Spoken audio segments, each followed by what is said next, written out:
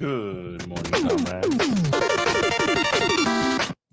Good morning, comrades. It is Monday, the 24th of May, 2021. This is your daily Good Morning Comrade. How are we doing today? Oh, I didn't send the tweet out, but I definitely need to do that. But what's going on, folks? Let me make sure I get that out really quick. Good morning, Comrade is live. Get in now. Can't type.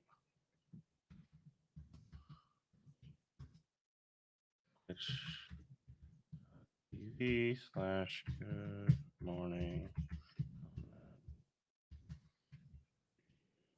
All right. Yeah. So anyway, I was on Kenzo Shibata's show last night, which was pretty cool. I got to talk to Nomikey Const and also Jamie Peck, who has been a guest on this show.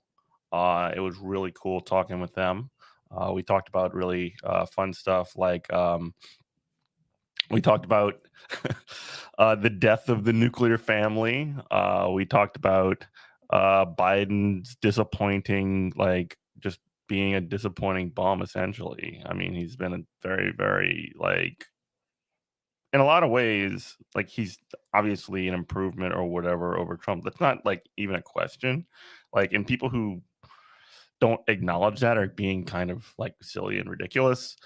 However, like, that does not mean that you have to just be happy with whatever like Joe Biden's provided. And like, he has provided very little, especially for the left. He's actually been sort of like had this mitigating factor where he, and this is to an extent not the worst thing. A lot of the brunchers have gone back to brunch. They're not bothering us anymore. But then and we talked a little bit about this with Brendan O'Connor to an extent. Like, organizations like DSA have sort of like had to reconfigure, not necessarily mandate, but sort of like a broad sort of like orientation to especially electoral politics, because like it's very, very weird that a socialist organization like DSA, and Jamie got into this a little bit, and so did Nomiki. Like the fact that it's so heavily focused on elections, it sort of like leaves it wide open for sort of, this is something Nomikey said, to be sort of taken over by a lot of the corrupting influences of the electoral system that exists in the U.S. now.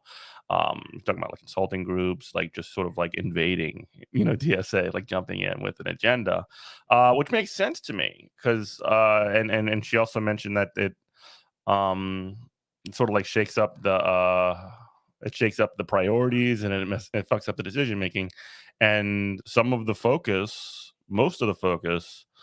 in that kind of an organization needs um, to be around, building up labor networks and mutual aid and things like that. And I mentioned building up just a broad, just sort of like getting locals and the national organization to talk to one another, and getting locals to talk to each other, and that's another part of like building this, building out sort of an alternative structure to the bullshit that we have now, to build power to make actually a better world, and that's sort of like what I'm looking for. But yeah, it was good talking with them. It's always talking. Also, I want to give a big shout out to Dan Simpson, who was the producer of that show. He made that show look really cool. He made it look like the old "Pardon the Interruption" kind of theme. It was very funny. They had like a running clock and all that the whole time. It was a kick. But yeah, go on, check that out. It was Meet the Left last night. It was me, Kenzo Shibata.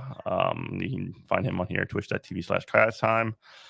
Jamie Peck, who was guest on this show, and I think probably future guests, it's safe to say, on the show, Nomikey Kantz. We all talked a little bit after, and yeah, we got along really good. So that was good. It was a good time. I had fun. We had really good conversation. We talked it out.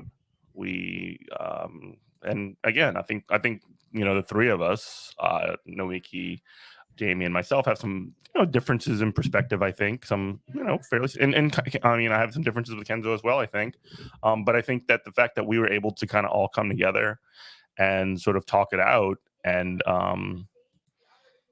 meet in that same space, communicate, have a dialogue, that's really important. I mean, that's part of building sort of like what Michael Brooks called a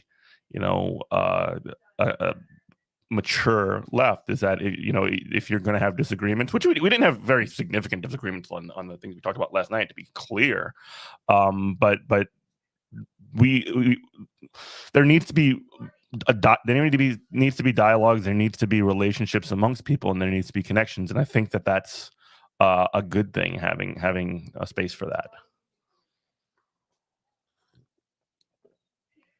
All right, so let's look at what is going on in the news. Do I have anything in Discord?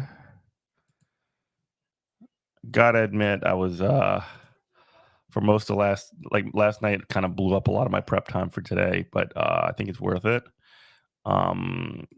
We can kind of like chop it up here a little bit lighter. You know how it goes. But yeah. Oh, now I'm also forgetting. I had a very busy weekend. The Valley Labor Report. They had their marathon live stream fundraiser on over the weekend as well, which was awesome.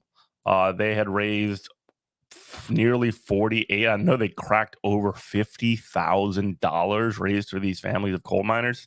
Jacob on the air said that he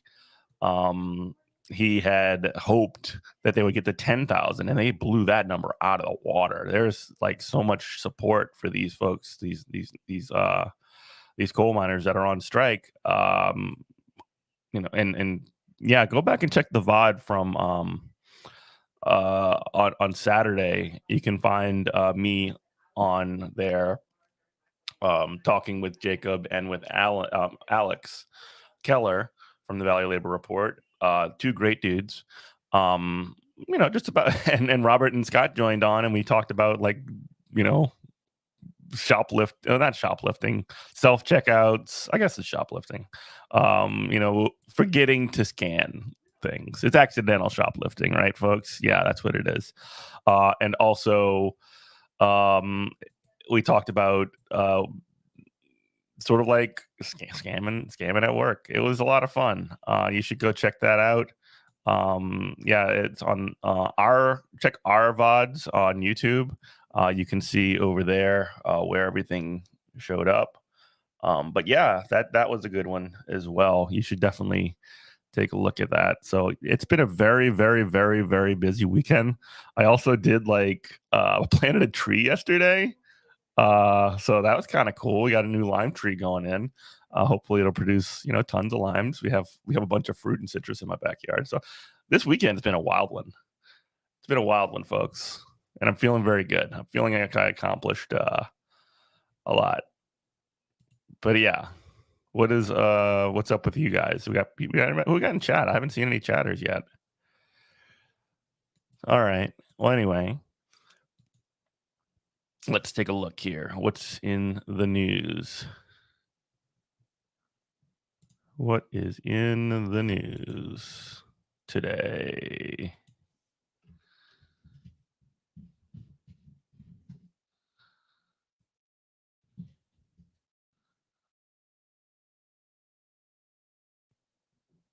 All right. So, state-sponsored piracy.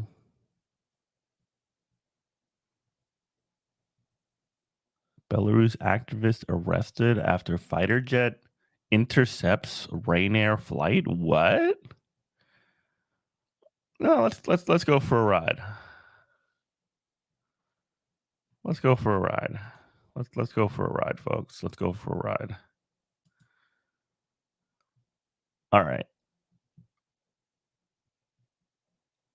A Belarusian opposition activist has been arrested in Belarus after President Alexander. Outrage today over an incident in the skies over Eastern Europe. Belarus state media say that President Alexander Lukashenko ordered a fighter jet to force a Ryanair flight with an opposition activist on board to land in the capital of Minsk, Belarus today. Roman Protasevich, a vocal critic of Lukashenko's regime, was arrested at Minsk airport after his flight from Greece to Lithuania was forced to land. Protasevich is the founder of two popular opposition social media channels that are critical of the Belarus government and are considered extremists there. He is also on a government wanted list for terrorism. Lukashenko, the president, who has been in power since 1994, has consistently cracked down on all forms of opposition, including media. See, this is really interesting because it doesn't tell you anything about the dynamics or the politics of anybody involved here, which is why I was a little bit hesitant to kind of click this thing. It just says we have a government, we have an activist, and he's labeled as a terrorist, and they stopped him. They didn't say anything about the specifics there. Which is why other countries, from the U.S. to Germany to Lithuania, are expressing concern that a country leader can divert an international flight to silence opposition voices. Do you feel like the international community can do anything against Lukashenko's actions? Of course, they can. Belarus is on international agenda for 9 months already because of unprecedented violence and tortures in our country.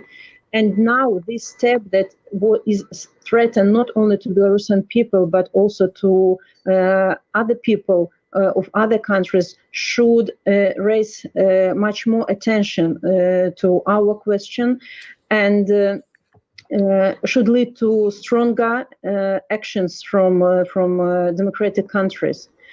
And we have already talked to ministers of Greece and Ireland, and we are in contact with the governments of Lithuania and Poland and the USA, just for them to make additional measures about the situation. So first of all, it's about sanctions. Sanctions will for sure make Lukashenko to release political prisoners, including Roman, and isolate Lukashenko politically and economically to make him more talkative, for him to understand that the escalation of violence is unexpected. Yeah. Okay. So I'm trying to figure out who this guy is. This Roman Protasevich. We're following tragic news out of Italy on Sunday morning. Annoying. Let's see here. Visited an opposition activist since his youth and participated in protests in the early 2010s. Since autumn 2011, he was a member of the right centrist organization, Young Front.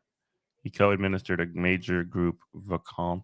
So this is a right-wing guy that so basically it would be like if the Biden administration or something, and this is probably a sloppy comparison, but if they arrested Richard Spencer or something like that.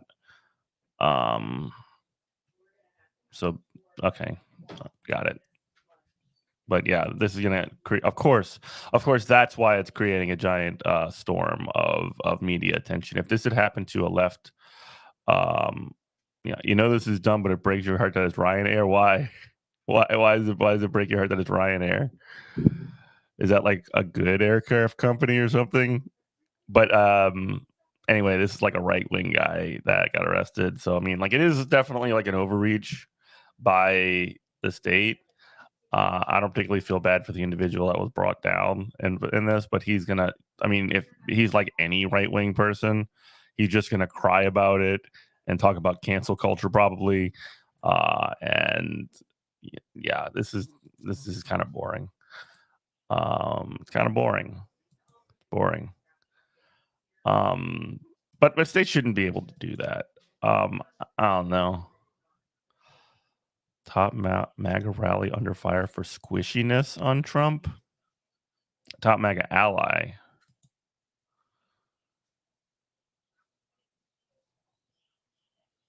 Former Ohio GOP chair Jane Timken briefly defended a home state congressman who voted for impeachment.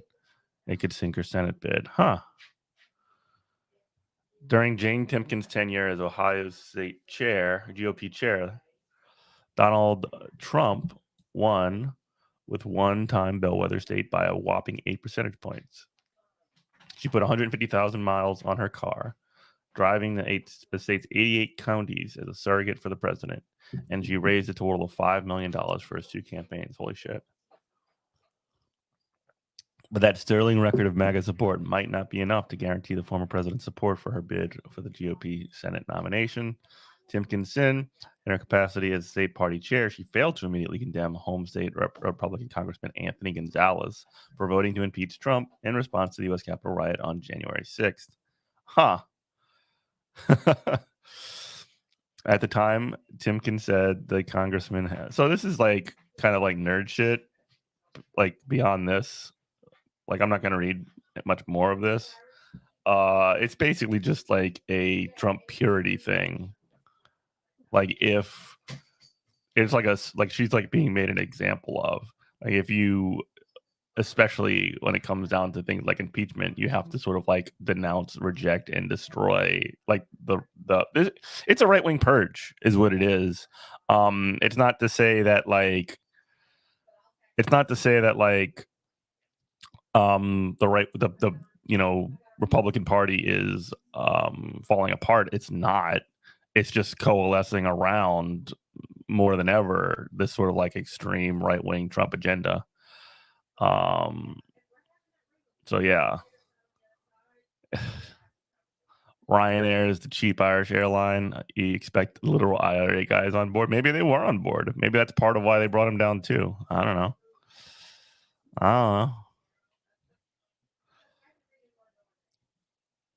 But yeah.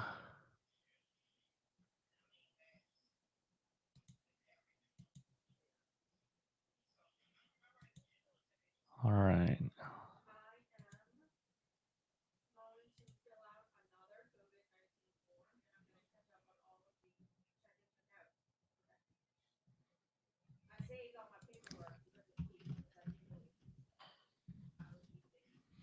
know there's going to be more on the idea on the January 6th commission, which is kind of wild that it's going to be stopped.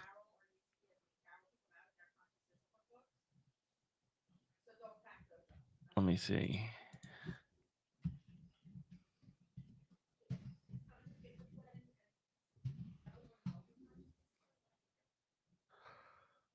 Fox News host confronts Roy Blunt over opposition to January 6th commission. Let's see.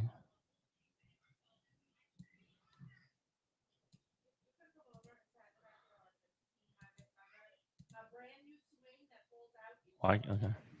I've made the decision to oppose the House Democrats' slanted and unbalanced proposal for another commission to study the events of January the 6th.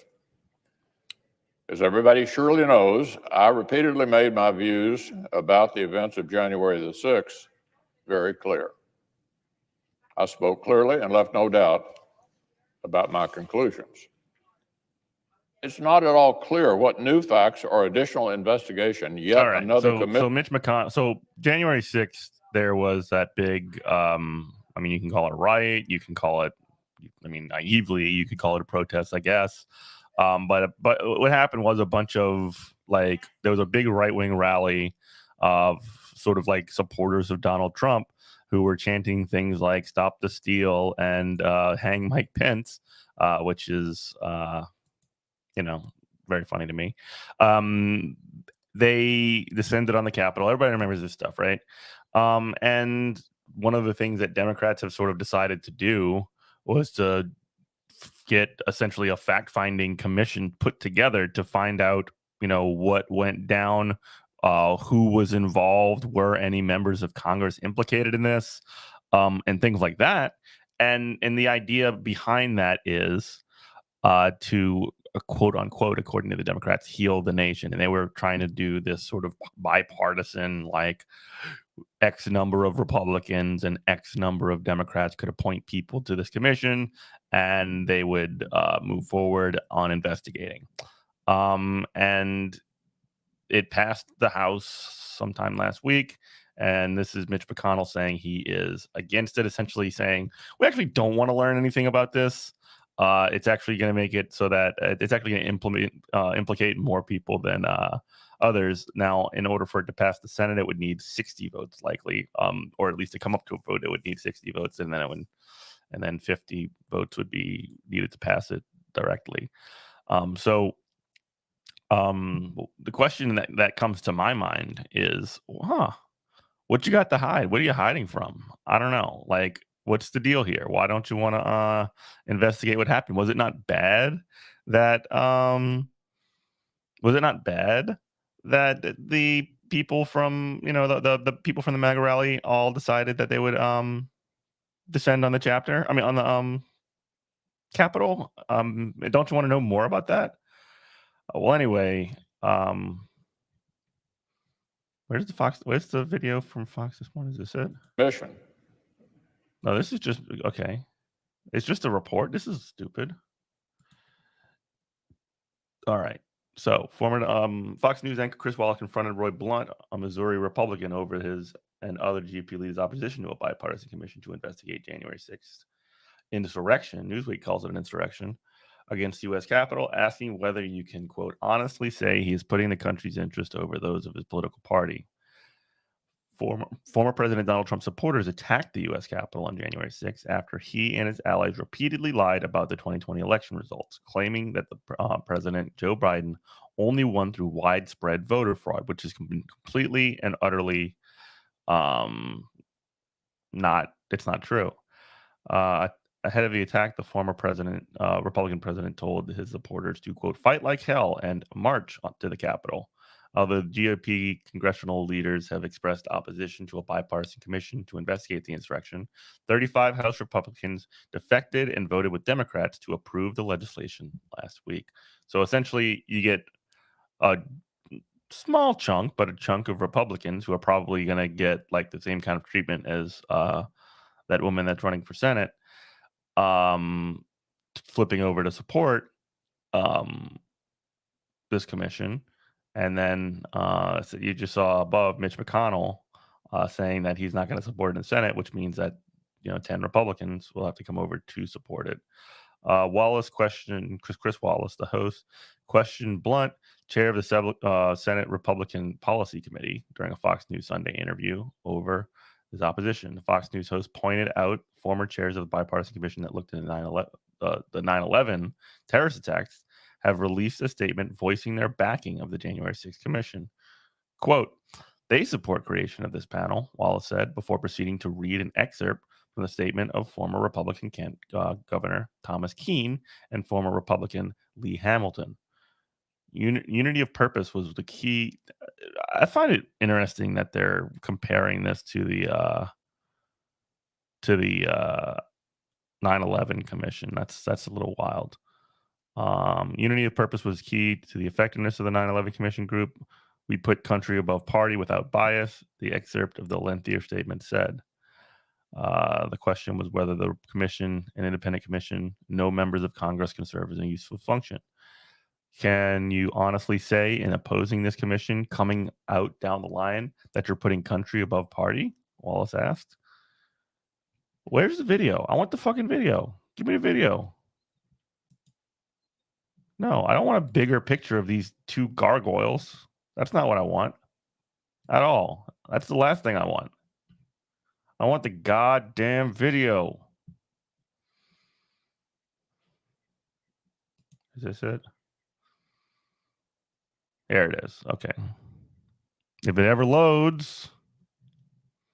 Oh my God. Here we go. All right, let's take a look.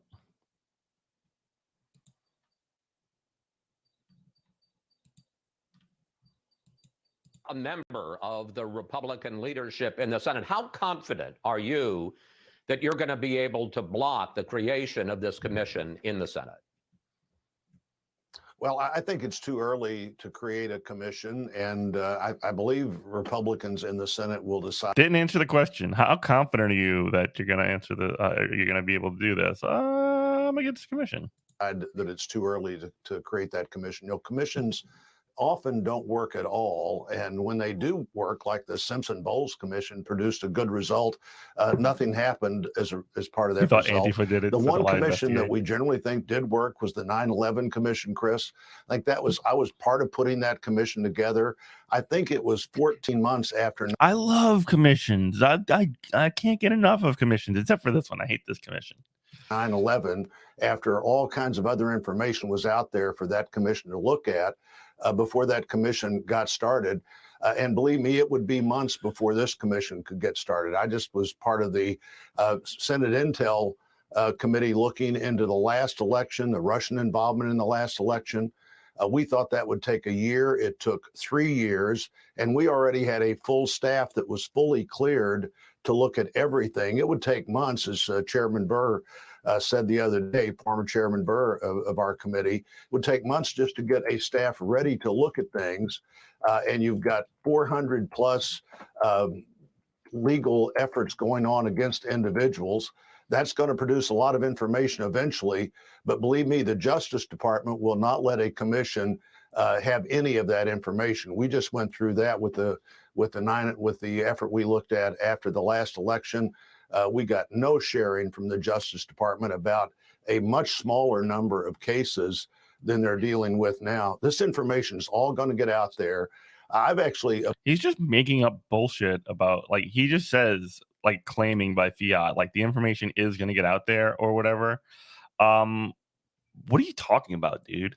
Like, what is even you talking about? He's just like looking for a way to like cover up for, so there are reports of people like Marjorie Taylor Greene, Lauren Boebert, etc., essentially helping, allegedly helping some of the people who were a part of the, as Newsweek put it, insurrection on the Capitol, that might be implicated in this report. And they're now currently like where the sort of center of the Republican Party is kind of coalescing around. So you don't want to get them like slapped with criminal charges, and that's what you need to do to cover this up.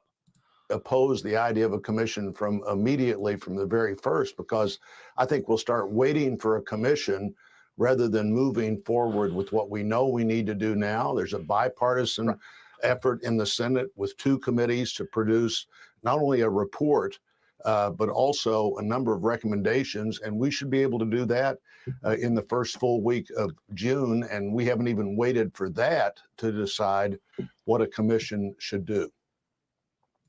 Well, let me ask you about that. You are working with 2 committees, Senate Rules and Senate Homeland Security, both, of course, chaired by Democrats because they're in the majority. Right. And as you say, they're going to come out with a report, we think, as early as next month. But the issue is whether or not they're going to answer, and this is what Congressman Kinzinger said, some of the key questions that a lot of people have about January 6th. I want to put those up on the screen.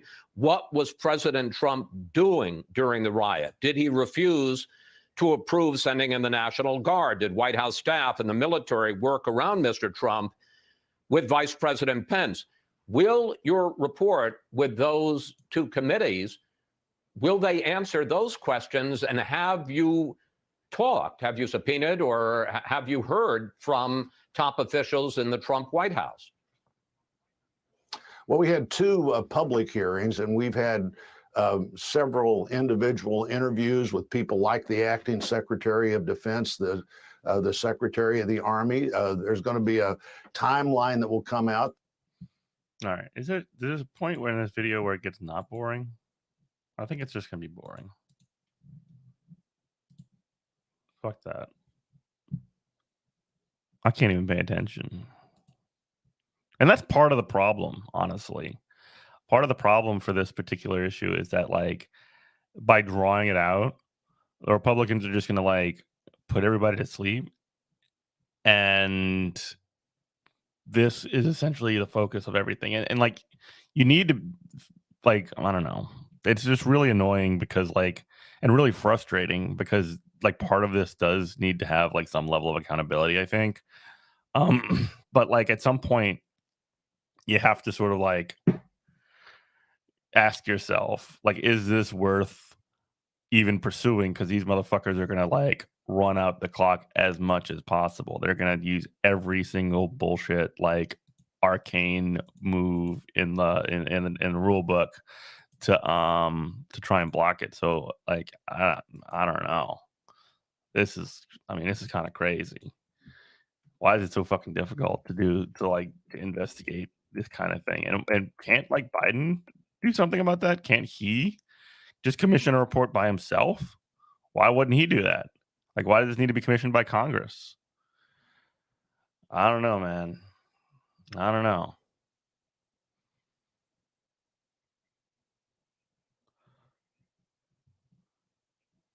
I did want to get to this, which I thought was very cool. I saw this on the Valley Labor Reports page. Just as a reminder, over the weekend, they did a 54-hour fundraiser for the essentially a group of striking mine workers down at the Warrior Met mine company facility. They did a 54-hour fundraiser for 11,000 striking workers, and they made over $50,000. I'm not exactly sure what the final total was, but they they did a very long show. They had a big public event out there, and they raised some money, and they released this statement after the event. This is from yesterday at 7:41 p.m. In a lot of ways, yesterday's Strike Fest was a powerful example of workers and community members showing up for each other and themselves in Brookwood, Alabama, to support the 1,100 UMWA mine workers currently on strike at the Warrior Met Coal. But yesterday was also a disturbing I don't know what happened here. How racism is woven through the fabric of our society and how it's absolutely necessary to survival that is recognized and conscientiously removed. Today, we became aware through a video evidence that yesterday at the rally, a misunderstanding by a handful of UMWA members about the identity of two members of the Montgomery podcast, Dixieland of the Proletariat, who had investigated the rally, who had been invited to the rally, quickly spun into a racially charged violent threats made at least one of the white UMWA members against a black member of the podcast. We stand completely and irrevocably against white supremacy and anti-blackness, period. The language used and threats made in the video are completely unjustifiable. I didn't see this.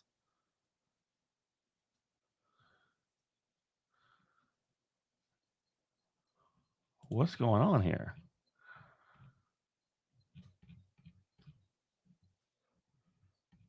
Let me investigate this really quick.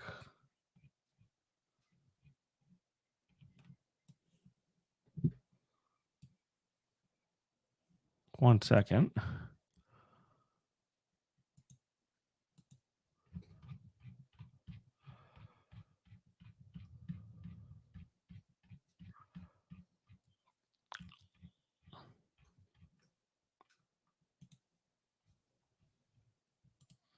All right, this is from Dixieland of the Proletariat. They have a YouTube video. On Saturday, we were invited to participate in the UMWA Strike Fest. Due to a miscommunication, some miners believe we are another unwelcome group.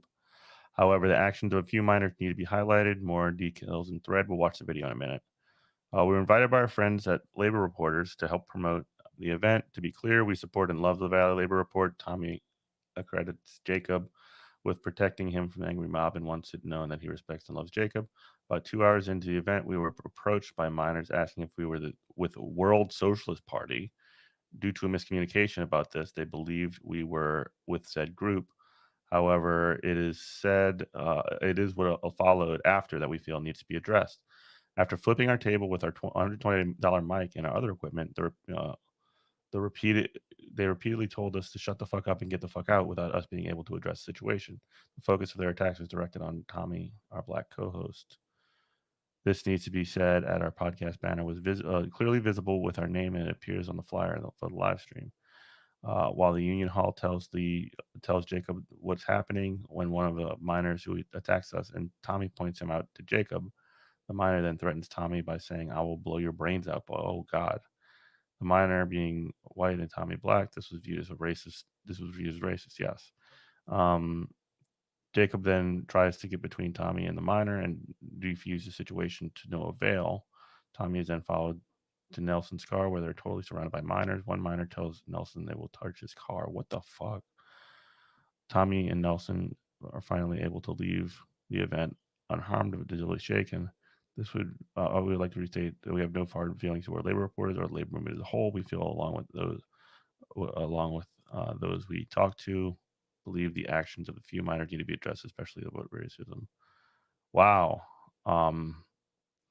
I had missed this entirely. I was, I guess because of the doing stuff from last night, but holy shit, I don't think we need to watch the video. That's going to be disturbing. Goddamn.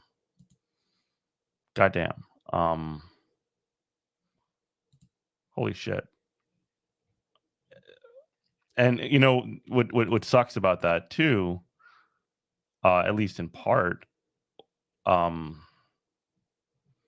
there's an organization I don't like to mention, but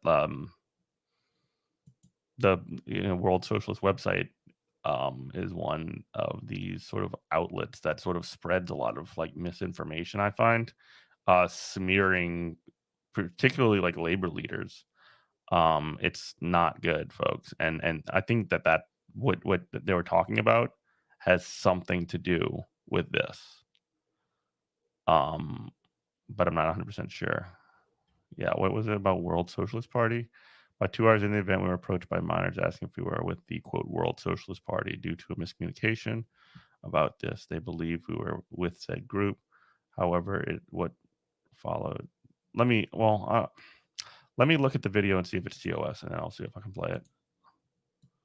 Because I kind of don't understand. Hold on.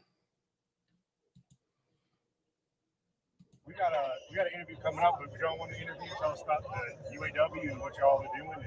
Well, maybe I will.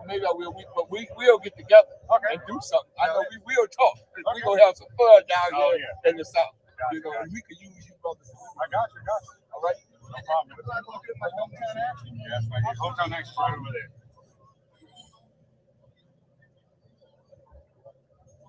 We're having a crazy guy. What's up, guys?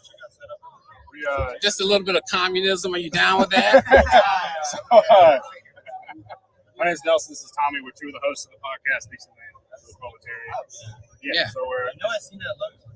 Oh yeah. We got Facebook, Twitter, Twitch, all 9 yards. We got Hell yeah, man. We're on Spotify, Apple, all that. So where you guys coming from? Where? Washington, D.C.? Like you came down from Washington just for this? Yeah. All right, I'm not seeing. Well, all right, here we go. Racist redneck. I don't know what's going on. Blow up. All right. You know, it's what y'all are doing. What y'all are posting and stuff is wrong. You're lying. Get out of it. Get out of it. We don't want to talk about it. Just get out of it. Get out. Anybody that's involved, y'all get them out of it. You guys have a good day. Until you got here. Until I had. That's right. Let's go. Get out of here.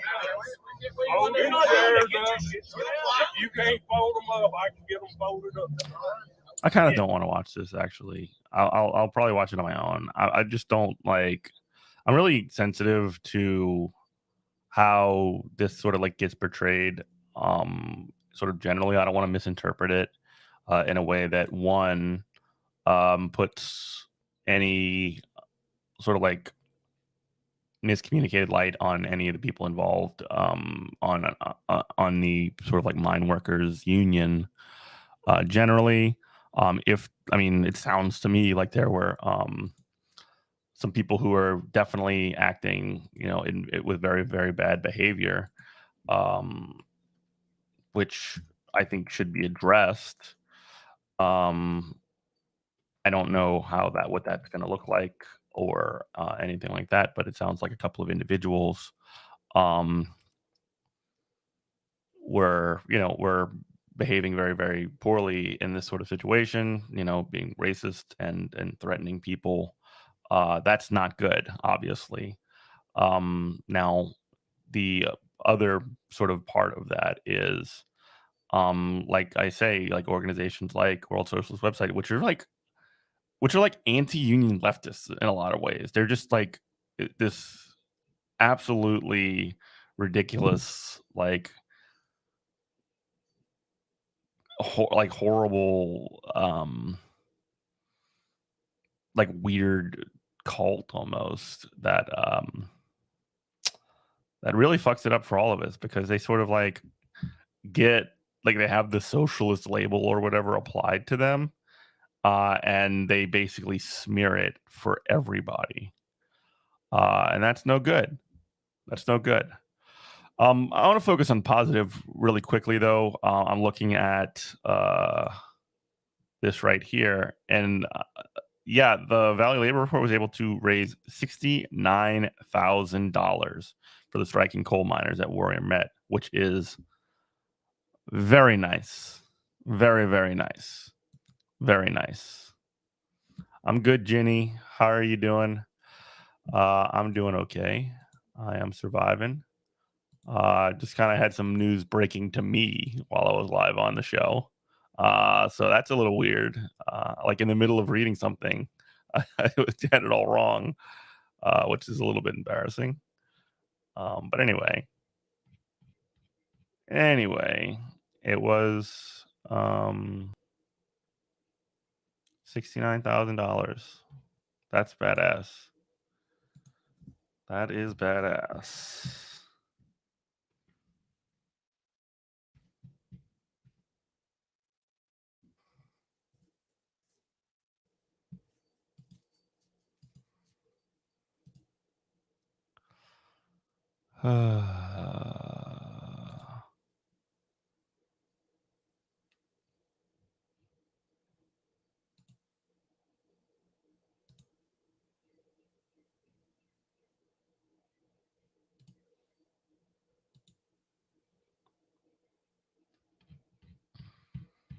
All right. As we sort of wind down for today, I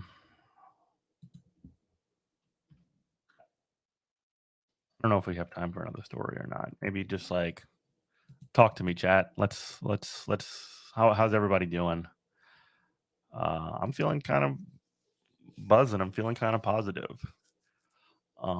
Just sort of generally speaking, that what happened there kind of like messed me up a little bit. But beyond that, I'm feeling pretty good. Last night's show with Kenzo, y'all should check it out if you haven't done so already. I was on Kenzo Shibata's show, Meet the Left, on his.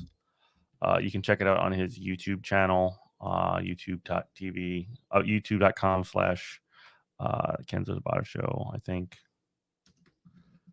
you find a link.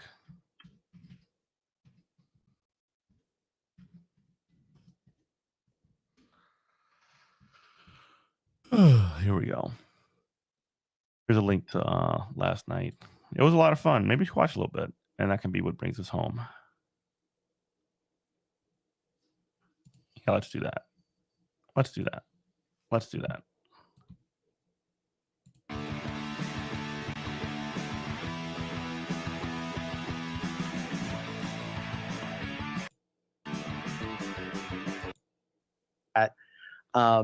He's that's like becoming a common thing now. People heading out, like young people with money. Can I add a story about that? Absolutely. I'm so sorry to do this, Jamie, and cut on your time. So a few years ago, it was the cryptocurrency people who were obnoxious. They're still here. They're still here. They've been kicked out of San Juan a bit, but now it's the influencers that make the crypto people look like they're it's really like the fascinating Democratic to me what's establishment. happening. If you're going to look at it in political the terms, way and how quickly I'm staying at a hotel right now, and I was in the pool. Puerto Rico sort of like gets so what she's saying here, and I can rewind a little bit. Nomikey is in Puerto Rico right now. She's filming a documentary. You can actually email her, Nomikey at NomikeyShow.com, to find out how to donate. Because she just said she was also kind of going over budget on this, and this has sort of been a long process of putting this thing together. But anyway, she said that like probably about 5 years ago, the place was just lousy with cryptocurrency producers, like people like, setting up, I want to say servers, but that might be the wrong terminology, but just like mining, like cryptocurrency mining operations, where you would essentially just have a bunch of like computers going and running the mining thing. And that's largely sort of disappeared. And she says that it's been like, they've been replaced by a lot of influencers, which is sort of very funny. Can you please introduce yourself and tell us everything you're doing? You're doing a lot right now. I'm having a glass of wine. My name is Nomikey Khan because it's 7 o'clock and I need to have wine now because of everything I'm doing. I am the host of the Nomikey Show, which airs Tuesdays through Fridays on YouTube, Twitch, all the spots. I'm actually emailing her about like maybe we can do like a home and home for our shows, because it was really great talking to her last night. She was super nice. And also somewhere in this video, she admits to microdosing, which is hilarious. Good for her. At 3 p.m. Eastern. We also have a new show that we just launched called The Committee Program. I don't do anything. It's all done by really brilliant people. Arun Chaudhry is the host. It's focused on international politics. Same time, 3 p.m. Eastern, but goes for 3 hours. Go check that out. It's amazing. I'm the board director of an organization called Matriarch. We have a C4 and a PAC. We support working class women, progressive women running for office at all levels now. Super excited about some of the stuff that we're planning on doing with labor and organizing Amazon worker women to run for office. And I'm in Puerto Rico right now working on a documentary that I started right after Hurricane Maria. Took a pause for a bit and then came back and raised some money, came back. I should add that. If you would like to contribute to the documentary, please let me know. Everything has become extraordinarily more expensive because of the tourist boom here, in which we are now way over budget as a result. But it's an interesting documentary about colonization and disaster capitalism and so many other things. Empire, I guess, is probably the added effect. So, and those of you who are paying attention to what the YouTube world is doing, Logan Paul is currently colonizing. Nomikey and I were just talking about that. That's like becoming a common thing now. People heading out, like young people with money.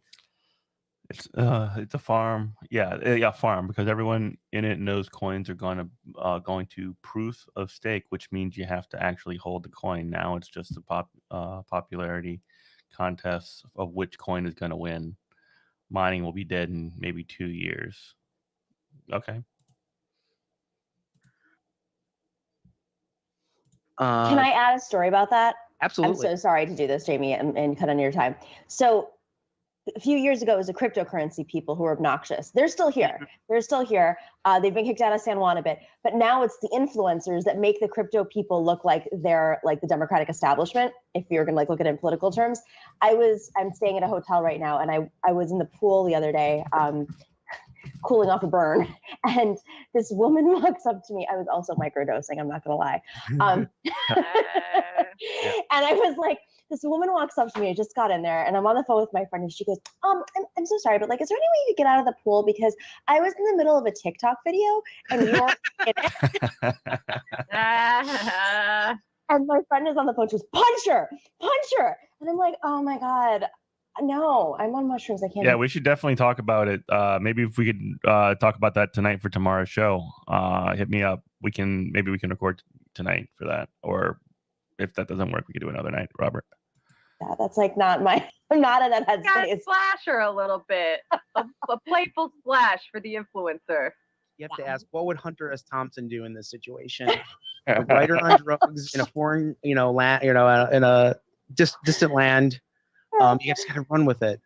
I don't think I've ever said that I do drugs on air before. I just realized that. Is that a bad thing? It's just the vibes. One of us. Totally. One of us.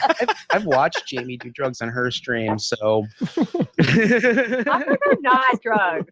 People need to stop saying that they are. Oh wow. Okay, they're aromatherapy. Sure. Right. I just love how they have this set up that it just it looks exactly like, pardon the interruption. That's very funny to me. Where I want to skip a little bit ahead to some of the content. Oh, I mean, I'll tell you later. I have a story about that. Oh, absolutely. No, tell us now. I share. I need to know this. Okay, here's the Jamie story. Oh my God. I mean, all right, short version. One day, my friend who I hadn't seen in a while showed up to the bar and, talked to me and my other friend into taking acid with him at like 7 p.m. on a Sunday. And, we had a nice time, but I didn't sleep at all that night. And I rode my bike to work the next day, and I was definitely still tripping a little. And it was a beautiful day. I was like, I love being on my bike. And then I get to the studio and Sam's like, hi, Jamie. And I'm like, oh, fuck. This is a mistake. This was such a mistake. Oh no, I can't be on acid around Sam. God, at work, no.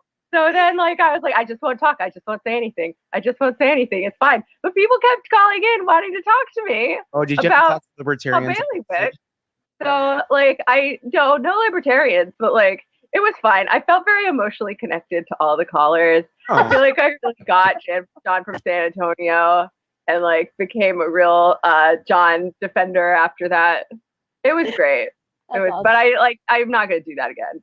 Obviously, for a number of different reasons, including the fact that I don't work there anymore. But you could just show up on acid one day and see how that goes. Yeah, just do it. I was on an airplane. When you get there and say hi, Sam, and yeah.